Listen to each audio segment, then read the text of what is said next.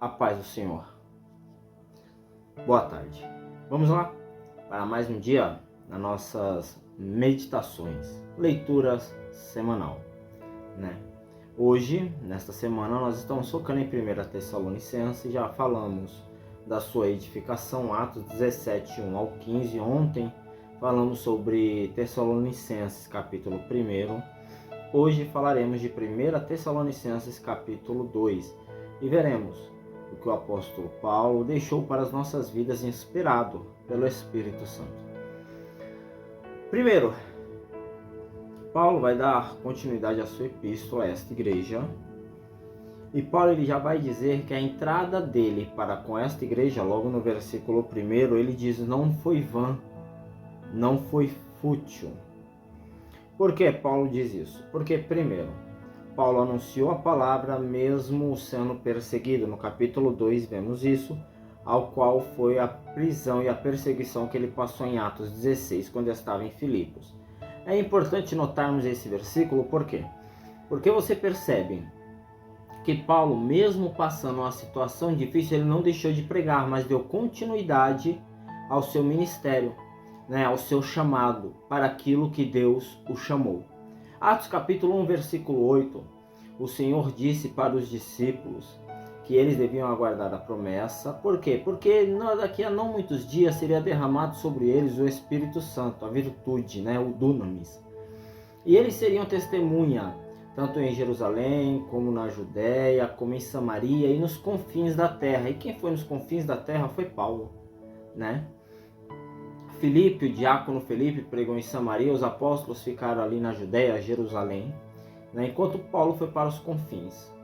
E Paulo ele não desiste, mesmo em meio a tantas perseguições. Agora, tem gente nos nossos dias, trazendo para os nossos dias, que qualquer dificuldade ela diz: eu vou parar, não vou continuar, eu desisto, tá muito difícil, meu Deus, aí começa, Mas nós devemos entender que o que nós passamos não é absolutamente nada comparado ao que Paulo passou e a que outros já passaram também e que passam nos dias atuais, as terríveis perseguições, Nós temos muitas facilidades, graças a Deus por isso, Nós não temos motivos para falar, não vou continuar. Paulo foi preso, foi açoitado. Eu já falei na carta aos Filipenses das dificuldades de Paulo, e mesmo assim ele continuou fiel, e assim devemos ser nós.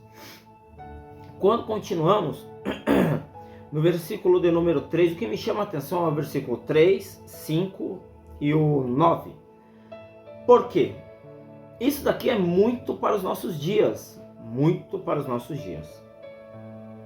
Ele diz: porque a nossa exortação não foi com engano, nem com imundícia ou fraudulência. Preste atenção. Quando você lê o 6, ele diz: e não buscamos glórias dos homens, nem de vós, nem de outro, ainda que podíamos, como apóstolos de Cristo, sermos pesados. Esse é o 6. Mas o 5 diz: porque, como bem sabeis, nunca usamos de palavras lisonjeiras, nem houve um pretexto de avareza. Fraudulência no 3, avareza no 5.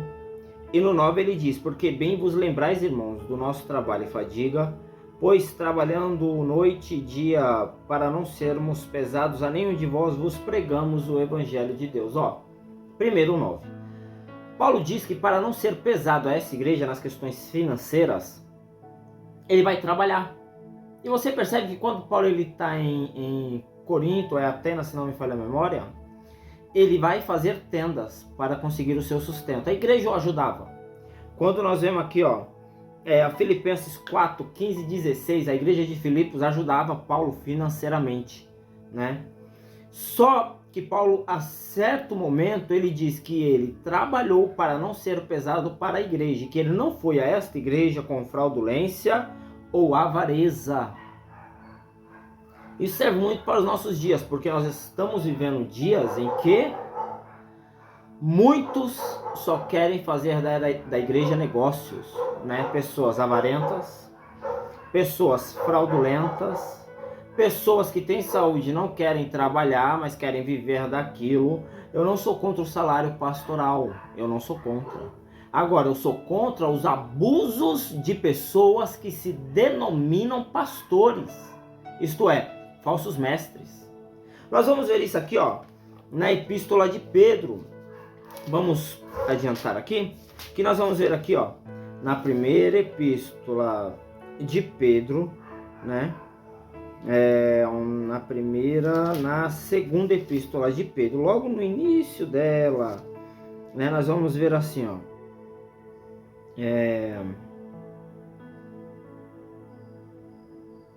Aqui, ó. Capítulo 2, versículo 1. E também houve entre o povo os falsos profetas. Como entre vós haverá também falsos doutores, que introduzirão encobertamente heresias de perdição, negarão o Senhor que os resgatou, trazendo sobre si mesmo repentina perdição, e muitos seguirão suas dissoluções, pelo qual será blasfemado o caminho da verdade. Por avareza farão de vós negócios com palavras fingidas. Muitos estão assim hoje. Com palavras fingidas, usam a Bíblia, falam da Bíblia, mas não pregam a Bíblia. A verdadeira palavra de Deus. Eles vão moldar a mensagem para agradar aos ouvidos e assim receber os aplausos e viver do dinheiro da igreja. Falsos mestres e profetas, não os escute. O salário pastoral não é errado, agora os abusos é errado. A cobrança de 5, 6, 7 mil para pregar. Abusos, isso precisa acabar no nosso meio. Isso precisa ser tirado do nosso meio. E tem muita gente querendo viver da obra desse jeito. Isso não é viver da obra, isso é abusar da obra. Quem vive da obra são aqueles que estão aí espalhados, pregando o evangelho em países de extrema dificuldade, onde a igreja envia, e muitas igrejas dão um salário miserável, né? Mas pagam milhões para o pregador vir pregar. Isso é uma vergonha. Precisa ser arrancado do nosso meio. E não deve ser deixado, nós não podemos deixar de falar disso, né? Mas continuando, né? E aqui é importante também aqui, ó. Assim falamos não como para agradar aos homens, mas a Deus. Versículo de número 4. Isso é importante, porque Paulo ele não está nem aí para agradar os homens. Uma boa lembrança disso é quando Pedro, o Sinédrio, fala para parar de pregar o evangelho. Em Atos capítulo 5, versículo 29, Pedro diz: importa antes agradar a Deus do que aos homens. Lembro-me de Jambânia, que ficou preso de 1660 a 1672, também se não me falha a memória. Ele ficou preso durante 12 anos e certo dia falaram para ele: ó, se você parar de pregar, nós te soltaremos. Ele disse: se vocês me soltarem hoje, estarei pregando amanhã. Preste atenção, por quê? Porque Bânia, Pedro, Paulo, eles não estavam nem aí para agradar os homens. Eles não estavam nem aí para receber aplausos humanos. Importa antes agradar a Deus do que aos homens. Então não importa o que nós façamos, não importa as atitudes que tomamos, se são coisas agradáveis a Deus e desagradáveis aos homens, glória seja dada a Deus, pois estamos no caminho certo de agradar a Deus e não aos homens. Isso serve para ministros que pregam, que têm medo de trazer uma palavra mais dura, porque não vai agradar, não estou aqui para agradar os homens. Isso serve para quem canta: mas eu canto e olha só, esse louvor é uma letra muito dura, se Deus mandou, glória seja dada a Deus. Serve para amizade, serve para tudo em nossa vida. Não é importante agradar a Deus do que aos homens, né? Outro destaque que eu quero aqui deixar é que quando você lê o 10, ó, Paulo diz: vós sois testemunhas de quão santa, justa e irrepreensivelmente nos ouvemos para convosco que crestes. Aí quando você lê o versículo 11 e 12, ele diz assim, ó: mas como bem sabeis de que modo vos exortamos e consolávamos a cada um de vós como pai a seus filhos, para que vos conduzisseis dignamente para com Deus, que vos chama para o seu reino e glória. Paulo está dizendo assim, ó: eu vos anunciei o evangelho, eu vos preguei o evangelho da forma que eu preguei, como um pai corrigindo seu filho. Para quê? Qual o propósito dessa correção? Paulo diz: para que vocês venham ser conduzidos dignamente para com Deus, andar dignamente para com Deus e viver eternamente com Deus, porque ele diz isso: chama para o seu reino e glória. É um reino aqui, sim, mas é o reino eterno para com Deus. Paulo, ele está trazendo essa palavra, essa igreja, para quê? Para que essa igreja venha corrigir algumas coisas erradas e assim eles venham ser apresentados santos diante de Deus, né? Paulo também fica feliz porque eles receberam a palavra no versículo de número 13. Quando você lê o 14, quando você lê o 15, quando você lê o 16, Paulo vai falar acerca da perseguição dos judeus que estão fazendo de tudo para que Paulo venha parar de pregar o evangelho. E os judeus, eles estão perseguindo Paulo, estão perseguindo a igreja e todo o cristianismo. Aonde tinha o cristianismo, salvação pela fé, pela graça mediante a fé, né? Onde não precisa de circuncisão, os judeus estavam perseguindo e querendo acabar com o evangelho. E Paulo deixa isso muito bem claro aqui. Só que Paulo diz, mas a ira de Deus caiu sobre eles até o fim. Então isso é, Deus ele está irado com aqueles que perseguem seu povo. Por muitas vezes nós falamos, Deus é amor, Deus é amor, Deus é amor. Sim, Deus ele é o próprio amor, a essência do amor. Mas nós devemos entender que Deus também é um Deus que se ira todos os dias. Salmo 7,11. Aquele que não está escrito está debaixo atualmente da ira de Deus. João 3,36.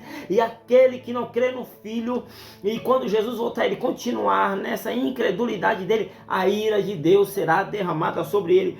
1 Tessalonicenses capítulo 1, versículo 10. Isso é importante, porque só sabemos falar de amor. Deus é amor, Deus é amor, Deus é amor também. Mas será que é o único atributo que ele possui? É só atributo do amor. Deus só tem o atributo do amor. Deus não tem o atributo da ira. É a ira perfeita que se ira contra o pecado e contra as injustiças. Será que Deus não tem mais nenhum atributo? Só tem esse, né? Mas Paulo está irado com essas pessoas que perseguem a igreja dele. E até hoje, com todos aqueles que estão espalhados pelo mundo perseguindo a igreja do Senhor. Quando você vai ler o 17, 18, 19 e 20, são saudações finais de Paulo, onde ele diz que deseja ver essa igreja, mas Satanás o tem impedido. Mas claro que, irmãos, entendamos. Paulo fala que Satanás o está impedindo, mas com certeza Paulo tem a consciência de que é Deus quem permite isso. Por quê? Eu já citei essa frase e vou citar de novo. Martinho Lutero diz que Satanás é como um cão na coleira de Deus. Ele só vai até onde Deus permite. Então Satanás ele tem um certo limite, né? Onde Deus segura a coleira e fala, opa, daqui você não passa. Deus permitiu Satanás perseguir Paulo até aqui, impedindo Paulo de ir para Tessalônica, mas não impediu Paulo de ir para outros lugares. Porque da mesma forma que tinha almas em Tessalônica precisando da visita de Paulo, tinha alma em outros lugares precisando de Paulo. Então por que só aqui Satanás impediu Paulo? Porque não era tempo ainda de Paulo estar aqui. Nós devemos entender isso. Por quê? Porque tem coisas que vêm na nossa vida que nós falamos, o diabo está prendendo, o diabo está destruindo, o diabo não está me permitindo alcançar tal coisa. Nós devemos entender que às vezes é propósito de Deus, porque Deus ainda não quer que tal coisa venha chegar em nossas mãos, né? E por isso ele está permitindo o diabo prender, reter. Mas na hora certa, Deus puxa essa coleira e o diabo volta para o lugar dele, né? E no versículo de número 13... saudação, no versículo de número 20, saudação final do apóstolo Paulo no capítulo 2, tá bom? Ainda não acabamos o capítulo. Essa é a nossa meditação do dia de hoje, tá? 1 Tessalonicenses capítulo 2. Que Deus nos abençoe, continue nos seguindo, lendo a Bíblia diariamente, né? Antes de ver esses vídeos, e assim você vai crescer no conhecimento do nosso Senhor Jesus Cristo. Deus abençoe.